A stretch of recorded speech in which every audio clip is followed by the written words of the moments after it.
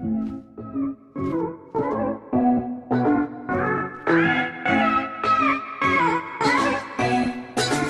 really not going to talk too much. I really want to get into the video. You guys can see the breakdown of my paycheck stubs, how many hours I actually worked, how many hours I worked in overtime, what is the penalty pay, how you can rack up some serious coins with the USPS, especially if you're going to be there temporary, how you can get some quick money, do a great job so you can come back on that 360, baby, because that's the key in order to being a career employee. We all have to do this.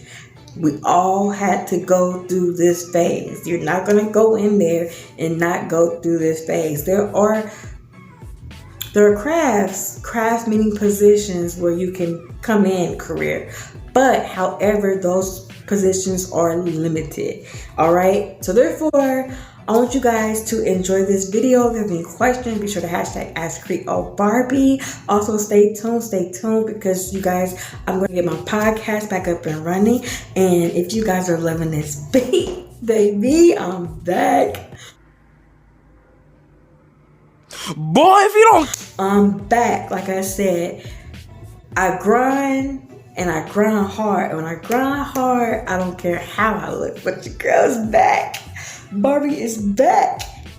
Anyway, I will talk with y'all guys in a little bit, but let's get into this video.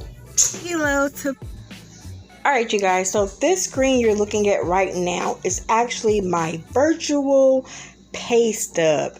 You can also get a paper check if you choose to, but if you have a direct deposit and you really want to see what your check is before it comes, check out your virtual pay stub. Now keep in mind, you will not get this until you are an active USPS employee. If you are a temporary employee, they will also allow you the chance to do this as well. However, it takes about 10 days for something to come in the mail with a PIN number for you to are able to access this page right here. So keep in mind, I'm going to blur out the unimportant information because the only thing that's important right now is how much I actually Okay, you guys, so you actually see what my net pay was. Now, this is my pay before they took out taxes. If you look down, it shows total gross pay, which was $2,682.99. How much I made for the whole year so far? $28,633.24. You can find that in the deduction section.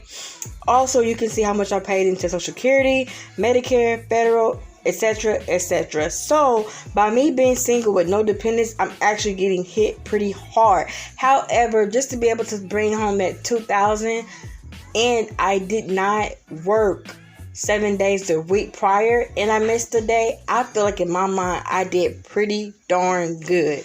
Alright, you guys, so on this portion, it's the paid hours, where you're able to see how many hours you actually work for both weeks. So if you're looking at it right now, I see my week 1, alright, where I had the penalty overtime payment of 1 hour and 62 minutes. And look at that amount. It's $58.81. So for that short period of time, I just cleared $58. Now, my total work hours for the week was 40, which gave me $726. If you drop down, you can see my overtime hours, which was 9.23 hours, which gave me $251.29. Also, night work premium. So you see the night work premium hours, and that shift differential, that was 12.11 hours, which was $13.56.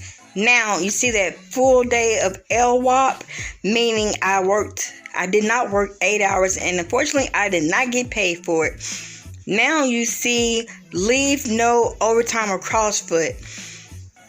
That right here is actually kind of questionable, and honestly, I still don't even know what the leave no out crossfoot is. So anybody that knows it, drop it in my comments below, okay?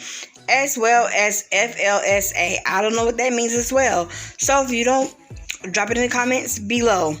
Also, the penalty overtime payment for the following week, where I worked that 7-day, 10-hour work week, was 12.50 hours, which gave me a whopping of $453.75. Then I did my typical work hours, which was 40 hours, and that gave me $726 for that week. My overtime hours, all right? So this is without the penalty payment, was 16 hours, which gave me $435.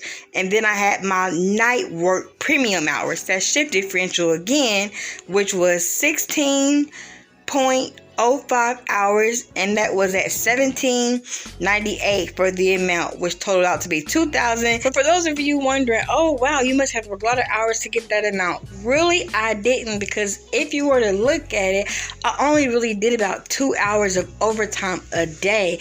That's what it gave me 10 hours for that week, and in some cases, I didn't even do that. So for those who ask, can you make money at the USPS as a clerk and how much a clerk makes? Yes, a clerk makes $18.15. So anytime you do anything which is overtime, that's time and a half. If you work over 10 hours a day, that is paid double, because it puts you in penalty pay. So with your overtime pay and your penalty pay, that's how you can clear some serious quick cash at the USPS, especially approaching holiday seasons.